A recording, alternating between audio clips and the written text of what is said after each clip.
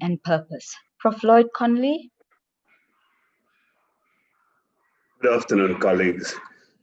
Thank you for taking time out to share this webinar with us this afternoon. As you heard, is the third in a series of 5. This afternoon, we're looking at integrity and ethics. And I saw the brief that Prof. Nanesi wrote, where she writes, most colleagues and students still use these two terms interchangeably, which leads to a loss of meaning and narrowing of integrity as a critical component of research. She says some even equate research integrity only with plagiarism. This webinar does not only aim to define these two concepts, but to critically engage with it in order to broaden the understanding thereof. I believe that both speakers will use relevant examples, and I must tell you that I've had a sneak preview earlier of their presentations, and I'm quite excited about it. It is therefore my privilege to welcome each and everyone. I believe we have colleagues, we have students, but most of all, I'd like to welcome Mr. Sidney Engelbrecht, who's from the University of Cape Town, one of our panelists this afternoon. Mr. Engelbrecht, welcome, and we look forward to your presentation. And then also Mr. Nkosanati Machine, who is a colleague at the Northwest University. Colleagues, it's a real privilege for us to be in this, and I want to really ask you to actively engage with our speakers. You'll see at the bottom of your screen, there's a Q&A button, so you are more than welcome to use that. So I hope that we have a very fruitful engagement this afternoon. Thank you. Thank you, Prof. Lloyd, for the welcome. Thank you, Prof. Lloyd, for the welcome in setting the scene. It is now my pleasure to introduce our first panelist, Mr. Sidney Engelbrecht. Sidney is appointed as Manager, Research and Ethics Compliance in the Faculty of Health Sciences and Office of Research Integrity, University of Cape Town. He is a co-op member of the UCT Senate Animal Ethics Committee and Senate Institutional Biosafety Committee. He is a member of the Executive Committee of the South African Association for Laboratory Animal Sciences. Sidney serves on the Research Management Committee of the Southern African Research Innovation and Management Association, SARIMA. He offers research ethics training on behalf of SARIMA and participates in strategic projects across SADC. He also serves on the working group, Research Impact and Stakeholder Engagement, under the auspices of the International Network of Research Management Societies. He studied law and completed postgraduate qualifications in law, ethics and integrity, and compliance. He is a research management professional accredited by the International Professional Recognition Council. I now hand over to Mr. Sidney Engelbrecht. Thank you. And today he will be presenting on research integrity and ethics. Thank you, Mr. Engelbrecht, and welcome. Thank you for the welcome, and good afternoon, colleagues. It is a privilege to be part of this discussion today. So as our welcome is indicated, my name is Sidney. I'm based at UCT with a focus on research ethics and compliance, and I'm happy for being part of this discussion today. And the topic that I will be focusing on is research ethics and integrity, with a specific focus on higher education. So to give you an overview of my talk, I'll be talking about research ethics locally in South Africa, mainly focusing on how we get to where we are today, talking about the terminology, as Professor Lloyd said, that there's some confusion in terms of using ethics on the one hand and integrity on the other, or mixing the two. So I'll be talking about that, and talking about research integrity and focusing on case studies so that we can clearly delineate what ethics means and what integrity on the other hand means. And then I'll share with you some of the reflections I have being in this post for more than a decade. So one of the questions that we ask in ethics is, how did we get to this point where we are so not just regulated by laws and guidelines in terms of ethics submissions, but we are over-regulated? And so if we look at the historic events that have occurred since the 1990s, and I think especially in the biomedical context, we are so familiar with all these events that have occurred. And these events had basically resulted in the governance of ethics committees, the governance of research integrity.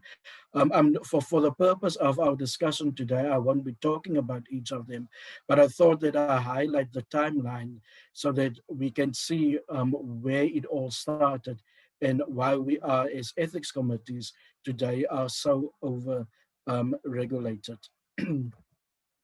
So ethics committees in South Africa, the question being, what is our purpose? Why do we have ethics committees?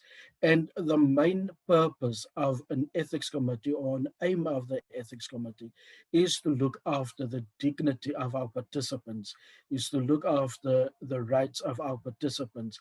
As we know, there are many vulnerable participants. We have adults, we have babies, sick people, and in COVID-19 we have seen again how this was amplified, where more and more vulnerable participants were enrolled in studies.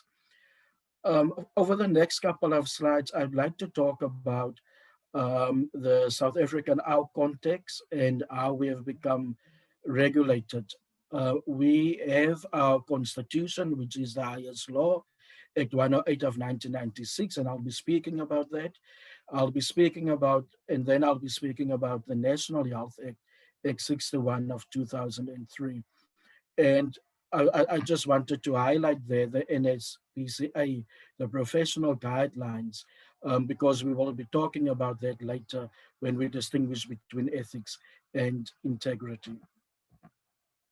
So, as I've mentioned, our Constitution, Act 108 of 1996, it has a chapter 2, which is commonly known to us as the Bill of Rights. And I want to highlight two sections there. First one being section 10, that speaks to us as human beings, as citizens of South Africa, who has dignity and a right to dignity, to be respected, to be protected. And when we look at ethics, that is ultimately what the ethics committee's aim is, to ensure that our participants are cared for in terms of dignity, and that their rights to dignity and to be respected are maintained. And as we know, one of the basic foundations of ethics or research ethics is autonomy, and this is this whole idea of autonomy. Then section 12(2)(c) in particular, it says that that no person can be subjected to medical or scientific experiments without their informed consent. And I mean, this amplifies, it highlights the importance that our highest law, our constitution, says that us as individuals, as participants, we have these basic fundamental rights. And it is upon the ethics committees to ensure that these rights are protected. Then the National Health Act, this act was implemented in 2004. And as I say there, it has an entire chapter devoted to research. So when you look at the National Health Act, we will see that chapter 9 in particular speaks about the establishment of the council. And as we know, this council is called the National Health Research Ethics Council, that's located within the Department of Health. And it speaks about research guidelines that we as ethics committees and researchers need to abide by. So for us that's been in this field of research ethics in particular, This what we then called the Blue Book of 2004, because it's nothing new to us. Um, our first set of guidelines for human research was published in 2004. There you can see the Blue Book. That was followed by the 2006 GCP document, Good Clinical Practices, specifically within the field of biomedical research. And then in 2015, our latest DOH, Department of Health guidelines, was published.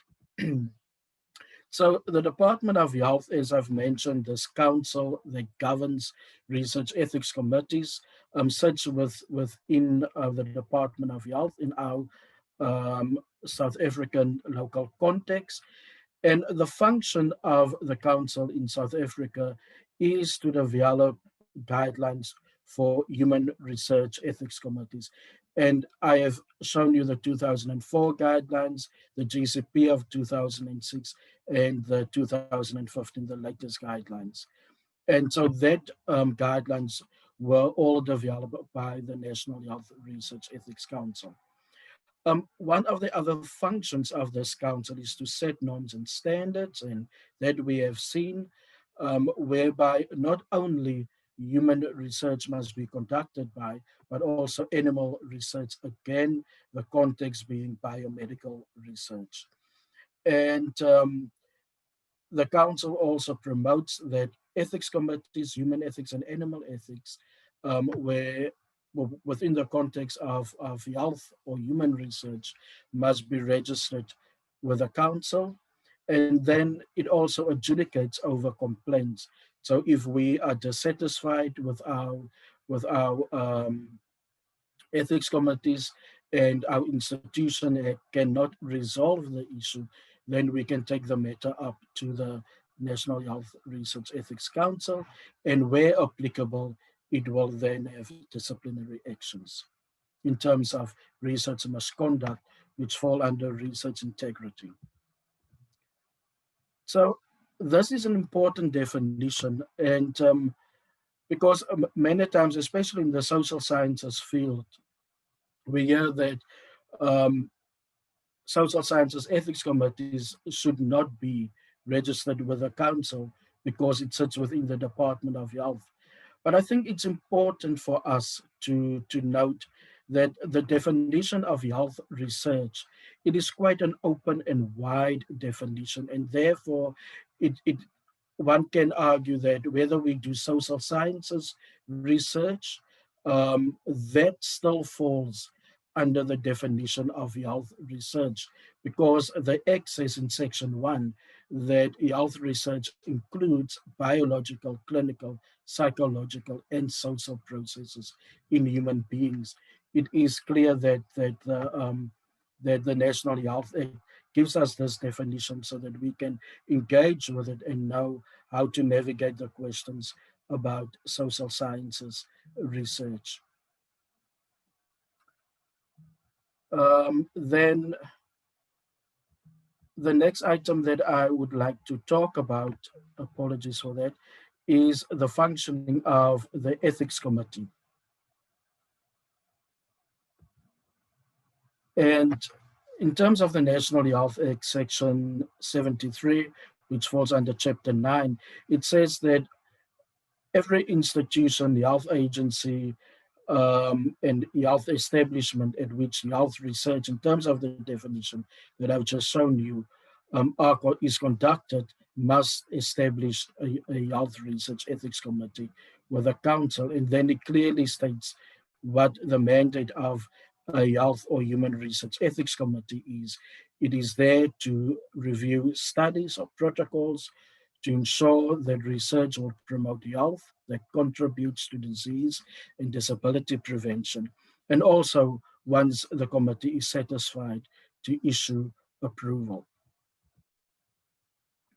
I just thought that I show you this cartoon because nowadays, even though it is online, our ethics committees meetings, they do last, well, not 9 hours, but they do last for a couple of hours. But I think that just shows how the high volume of applications that we deal with. So I'd like to talk about terminology in terms of ethics versus integrity, and what does it mean, and where does it fit in. So ethics, as we know, it's about values, it's about principles, whereas integrity has to do with the post-ethics application. It has to do with the researcher himself or herself when they go out to conduct field work, to questionnaires, observations, and then they have this question to do or not to do. It is an ethical question, but ultimately it speaks about the investigators or the researchers' behavior.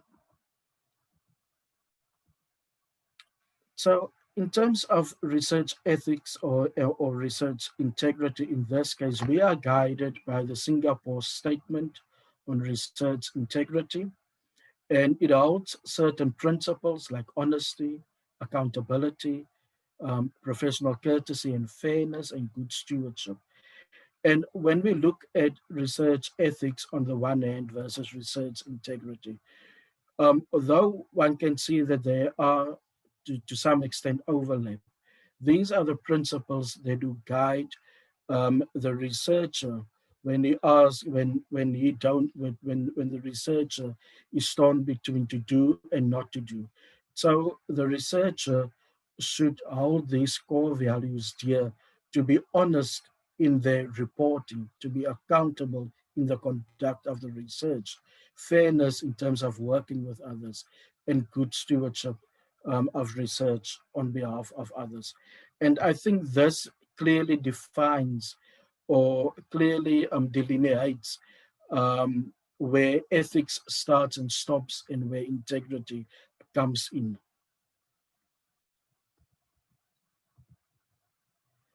So what is responsible conduct of research?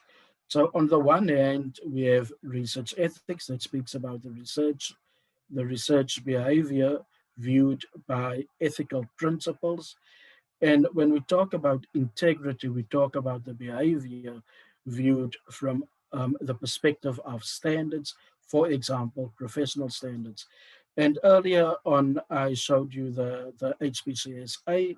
That is just one example of professional standards that holds a person, a researcher, accountable to act with integrity. So to give you some examples of research integrity or the scope thereof, I'm sure you're familiar with the concept of authorship. One familiar, if I can call it, element of integrity is plagiarism, falsification, fabrication, and then obviously questionable practices where we're not quite sure whether the conduct of the researcher is false, is busy with falsification, but there are certain questions, ethical questions that we have about the conduct, and we call those questionable research practices. Conflict of interest is also to some extent has to do with integrity, because if we don't declare, then it speaks about our honesty, and then they also not obtaining ethics means that there's elements of research integrity available. And nowadays, academics, as we know, they are under immense pressure, if I can call it that, because of this notion of publish or perish. And if you publish, you would be cited and you'd become a world-known researcher, but at what costs? And therefore it's important in terms of how we put the data forward in a publication, whether the data has been falsified, fabricated, or not. And this ultimately leads to research misconduct. So what is, I just want to touch on some of the definitions.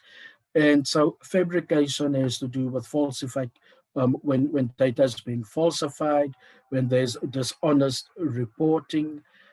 Falsification has to do with deliberate or intentional misrepresentation, um, undisclosed duplication of publication, and inappropriate claims to authorship.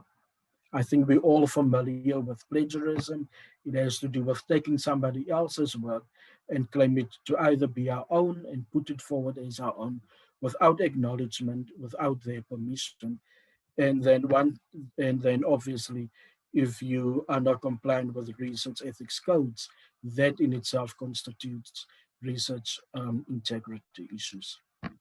So now that we have an understanding of what research ethics integrity is, I hope that you got the message in terms of ethics on the one hand and integrity on the other. Let's look at a case study, and this is in the biomedical field. I think a classical case study, if I can call it that, with a professor in the health sciences faculty at Wits University, who presented data in terms of chemotherapy and cancer. And it was, at that point in time, um, um, it was groundbreaking research, if I can call it that. And then in 1999, he presented this information and this data, and people were blown away. And obviously they had some questions because it did not seem to be the norm, based on the information that he presented there. And so the international audience started questioning his results. And the question is results, and the finding was that he could not produce records for all his participants. For some of the women that were enrolled in the study, he could, but not for all of them. And so obviously that in itself, you start asking questions in terms of fabrication of information, falsified data. There were no informed consent forms. And that in itself is a breach of ethics codes. There were significant differences in what he initially indicated his eligibility criteria was. And in fact, there was no ethics approval. So this was a clear case, a classical case, but clear, of research misconduct.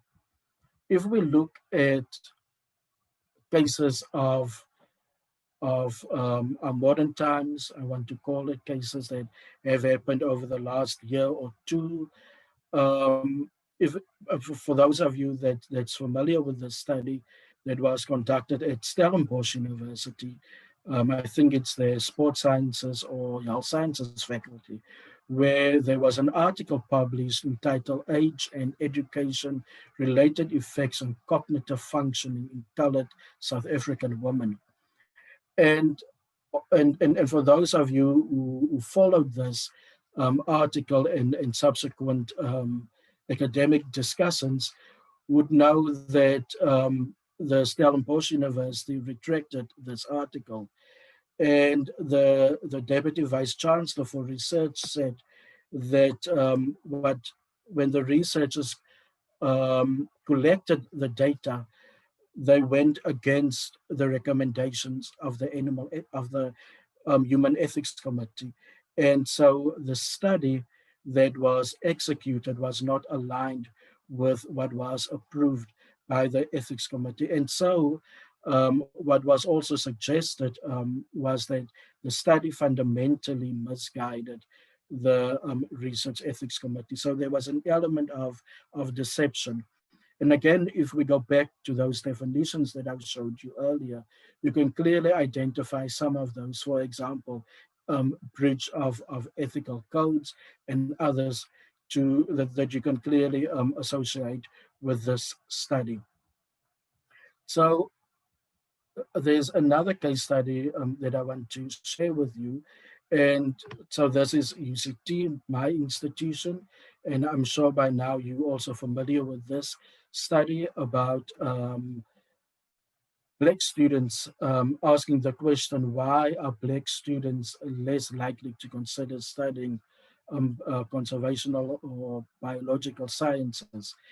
And while it seems like a normal question, if I can put it that way, there are other issues from an ethical perspective and an integrity perspective that came up or came out afterwards. And so one of the authors in this case, Pila Msamang, who is at Stellenbosch University in philosophy, said that part of our academic responsibility is not to produce unsubstantiated and harmful, basically unethical research. And I think while the intention of the author of the article about Black students was not to be um, be deceitful, it opened a box, a can of worms, if I can call it that, that led to comments like this, where the research was found to be unethical. And in fact, if you have followed this, you would know that the senior leadership of UCT actually distanced themselves from this outcome. So how do one manage research integrity?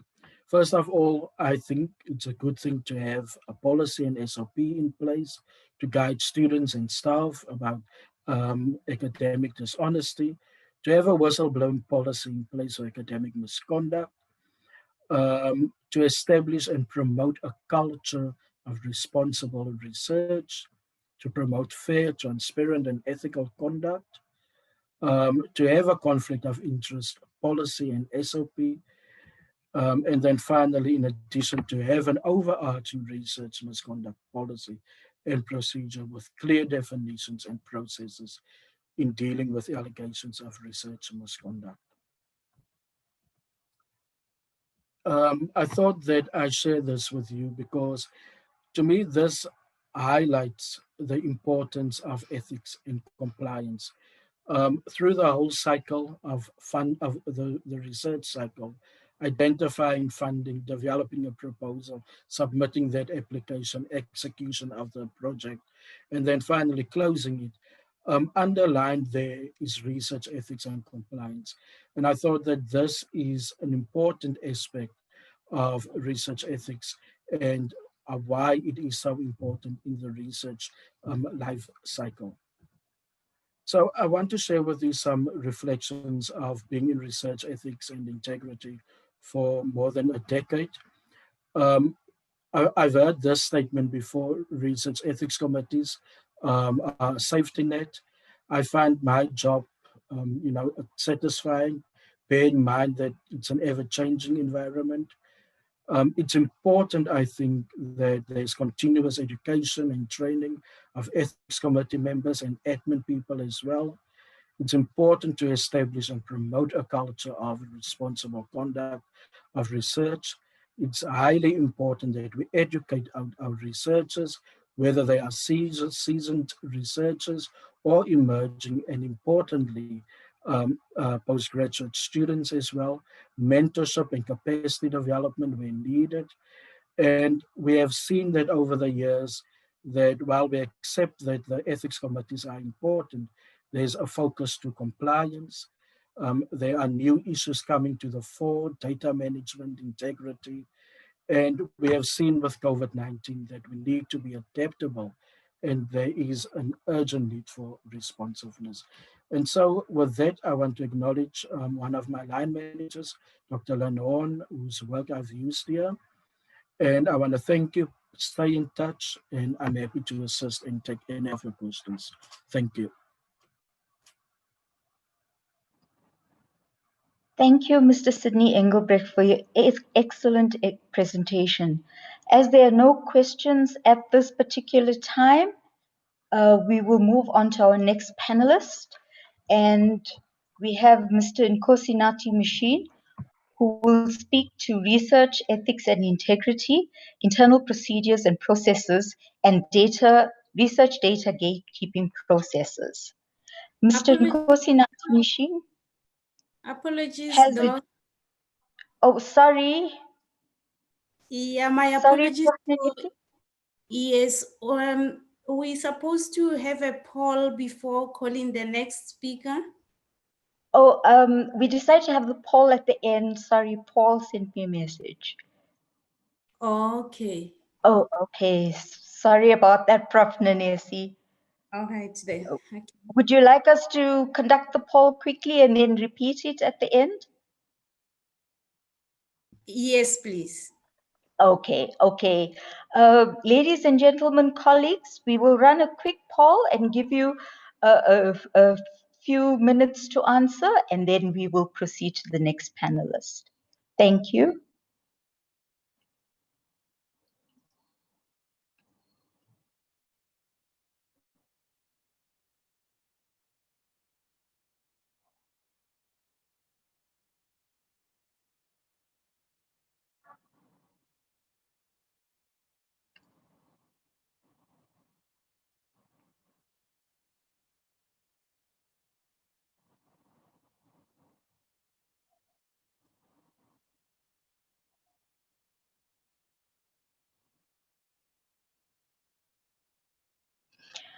Okay, the poll is running and we will carry on with the next speaker. As I said, he is Mr. Nkosinathi Machine. He will speak to research ethics and integrity, internal procedures and processes, and research data gatekeeping processes. Mr. Nkosinathi Machine has a degree in managerial accounting and a postgraduate diploma in management from the Northwest University. He started his career as a project manager at the Northwest University's Commercialization Support Department. He later moved on to the Northwest University Technology Transfer and Innovation Support Department as a senior commercialization specialist. He is now the NWU Research Ethics Coordinator and a certified ethics officer. His key responsibility in this role is to ensure policy compliance of research ethics and related research policies. I now welcome Nkosinathi Machine. Thank you. Thank you, Dr. Shiniz. Good afternoon, everyone. So today my presentation will be about research ethics and compliance at our university. Can I just give me a minute to just share my screen?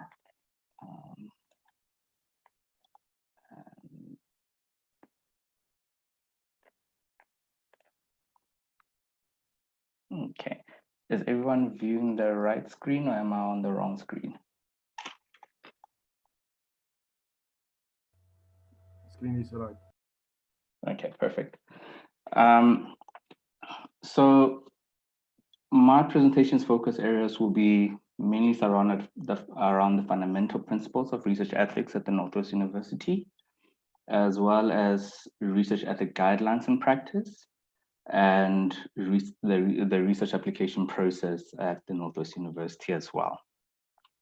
So a lot of my presentation is based on our policies and terms of reference, and other additional documents that you may find also under the ethics webpage, on the research support webpage as well at the Northwest University.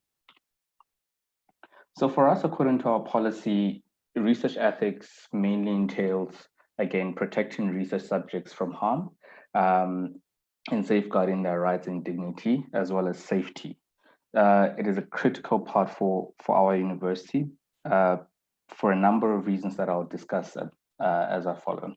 When you look at our fundamental principles, we are mainly focused on beneficence, whereby we want to make sure that our research participants experience maximized benefit and minimized harm, if there is any. However, the number one rule as any research institution would have is that, do no harm to anyone and try to do good at all times when you're conducting your research. Another fundamental principle that our university focuses on is distributive justice.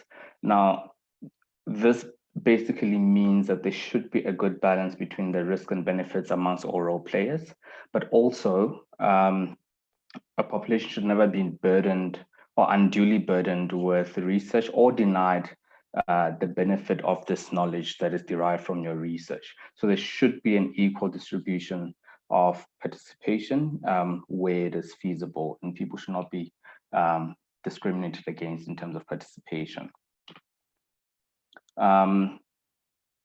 Another, or the final fundamental principle that we hold at our university is that we should respect all our participants.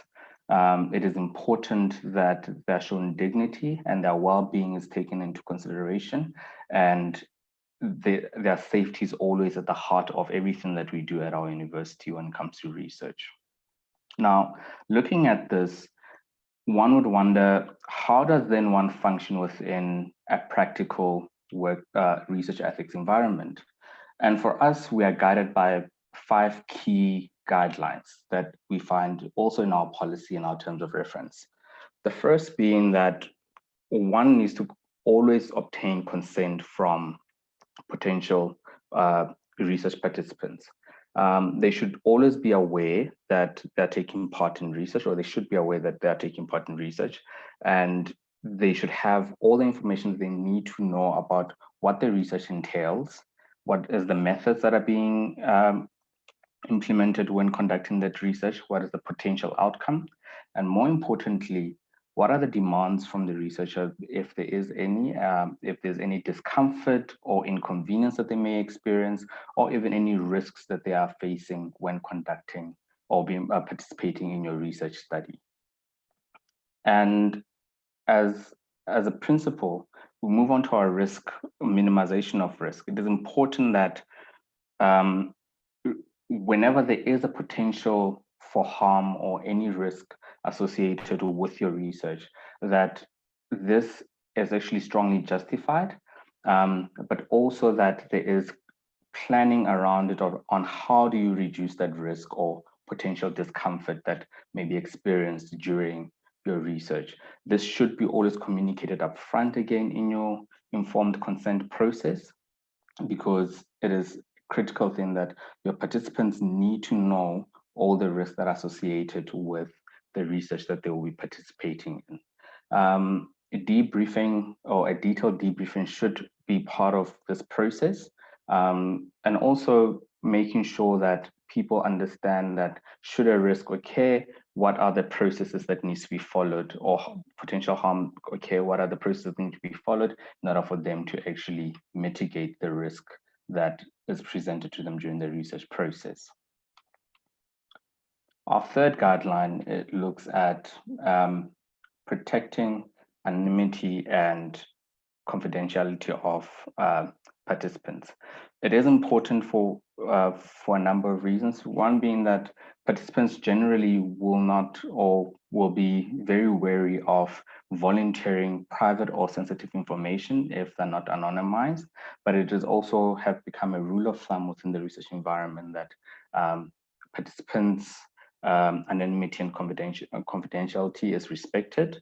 But also what I'm starting to see is that also institutions are starting to ask that their anonymity also be respected. Especially at our university, where I sit on a number of committees, I do notice this from time to time, where the university will ask that can they be anonymized in a certain study.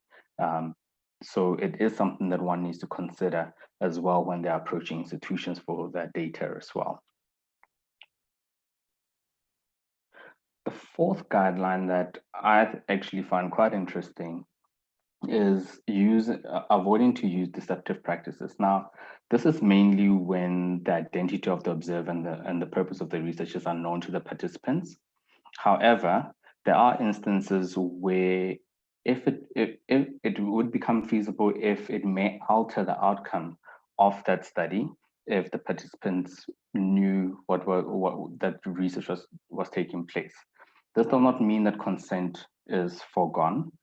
An example of this would be that you'd find that a lecturer wants to conduct research on their students.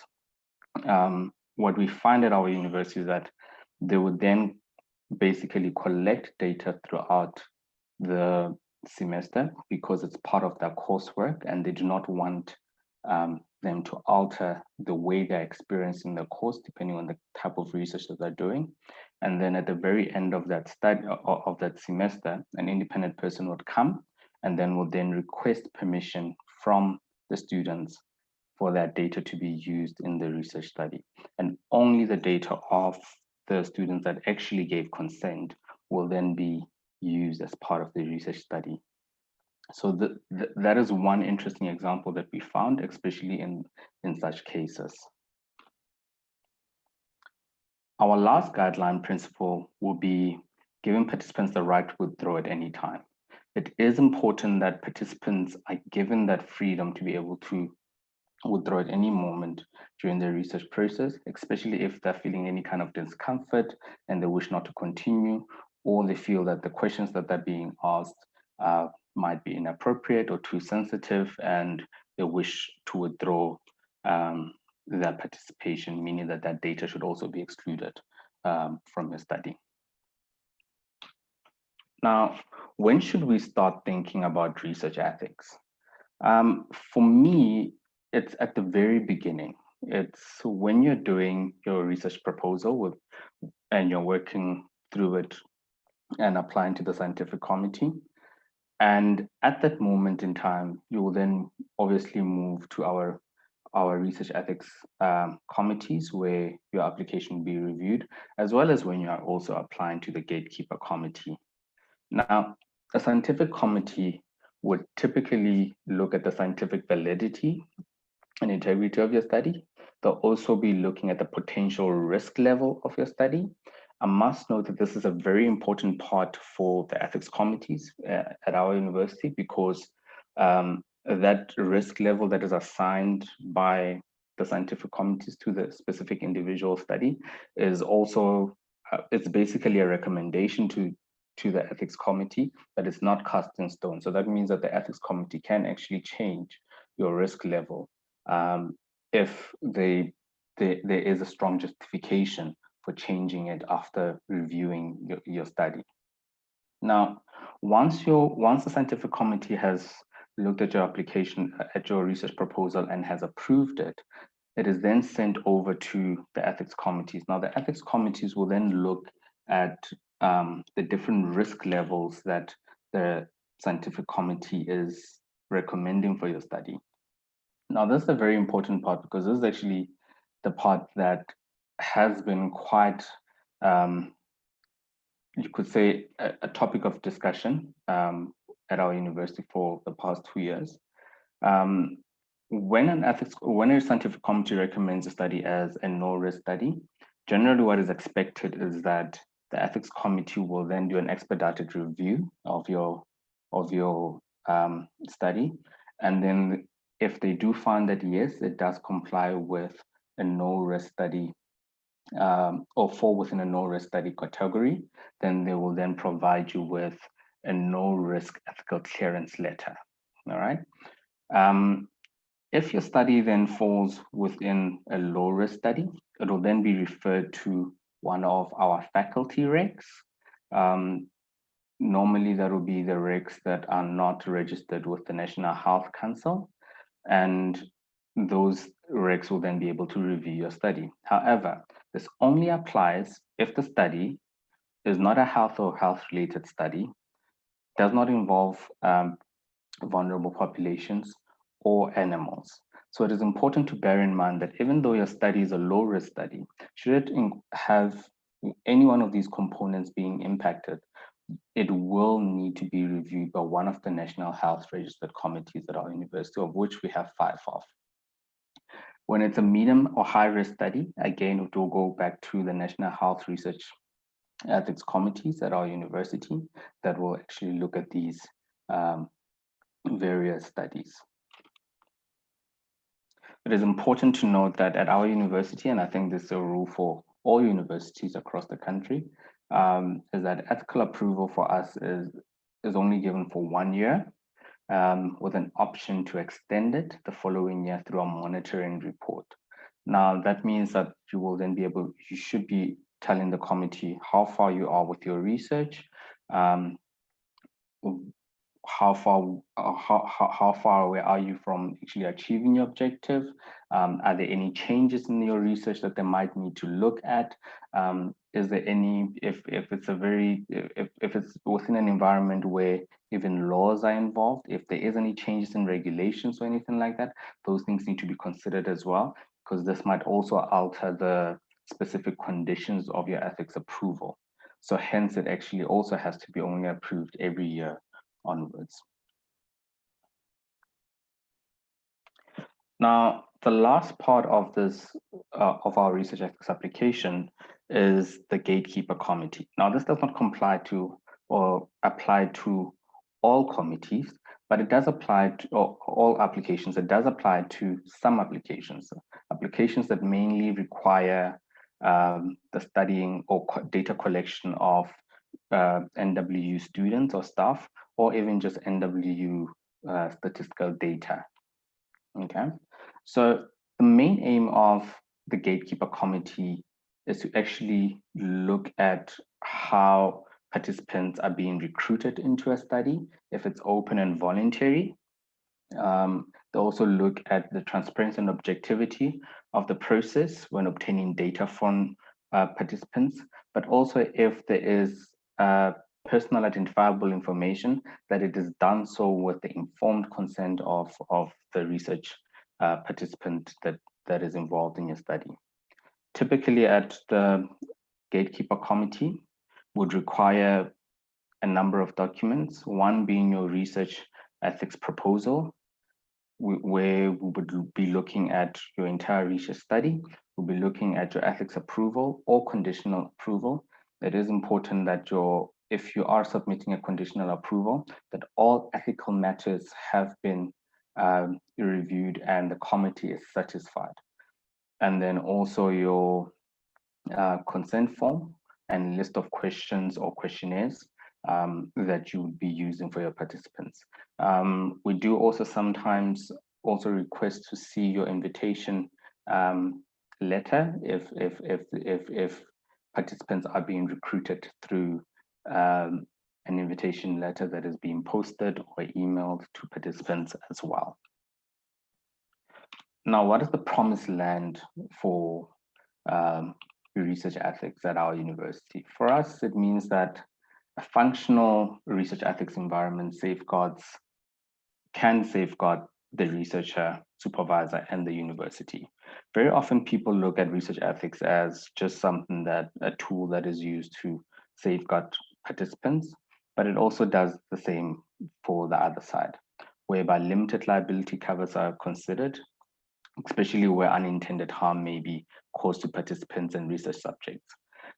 You're also looking at limiting your reputational risk as a university as well, and building a community aimed at fairness and integrity in research. But also we are generating ethical knowledge where participants' best interests are kept at heart throughout the entire research process. So how does this influence an emerging researcher's identity? One, this means that you're creating a responsible person who will conduct research in an ethical manner, which will have a wider impact on their participants, the university, and the research community at large. But above and beyond that, this researcher will be able to function in an environment where they're promoting fairness and respect towards the participants and fellow researchers. So in a nutshell, for us, that is basically how the research ethics environment in terms of compliance and obeying the rules of the university works in the Northwest University. Thank you. Thank you so much, Nkosinati, for your presentation and the valuable information on internal processes and procedures. Ladies and gentlemen, colleagues, we will run the poll again, and we would greatly appreciate if you would answer the questions for us. Thank you.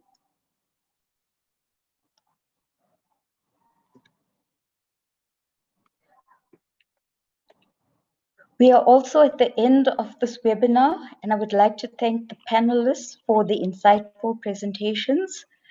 And please kindly allow me to call upon Prof. Nanesi Khabi, our Director Research Support, to give us closing remarks and the formal closure of the webinar. Thank you. Prof. Nanesi.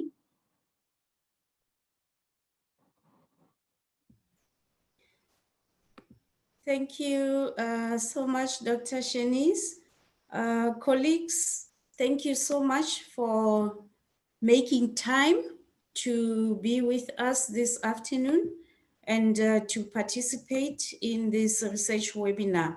Of course, we are aware that most colleagues are either away on leave, and the students also, this is the time where most are now just taking time to be refreshed and prepare for the second half of the semester. Now, let me start by reading out this quote from the Princeton University. It says, the ability of the university to achieve its purposes depends upon the quality and integrity of the academic work that its faculty, staff, and students perform. This is a quote which is extracted from their list of rights, rules, and responsibilities. So, ladies and gentlemen, it's very important for us to really say thank you to our guest speaker, Mr. Sidney Engelbrecht, who actually is one of the specialists within SARIMA, Southern African Research and Innovation Management Association. Thank you so much, Mr. Engelbrecht. Our university values and takes time to try and manage the risk, the reputational risk that can come if we leave matters such as research integrity, if we just leave them, unattended. And that is why we are here, and that is why we have asked for your presence to be here so that we address the matter. As you are aware that this was the third webinar, we still have 2 more webinars to go. I am going to ask that the topic for the next, okay, there it is displayed. The upcoming webinar will be on the 11th of November, and it is integrity in research. I think that is a typo. And then the one on the 25th of November will be on intellectual integrity and research integrity, looking at the 2 concepts. Now, ladies and gentlemen, we learned a lot today, and I could not help but steal a few words and phrases from Mr.